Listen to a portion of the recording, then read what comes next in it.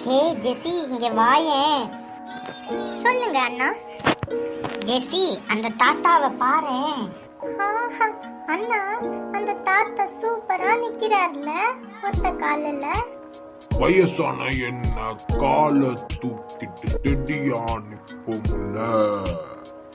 நான் ஜாக்கி ஜான கராத்த பண்ணி கம்பொன்னு சுத்தட்டுமா?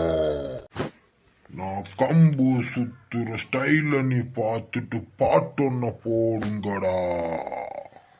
ஜெசி, இங்க பாரு, அவர் இப்ப கூட இந்த வயசுல கூட எவ்வளவு போல்டா இருக்காரு. மைக்கேல் ஜாக்சனை போல நான் ஒரு ஸ்டெப் ஒன்று போடட்டுமா? ஐ, வழுக்க தாத்தா ஆடுறாரு, ஜாலி.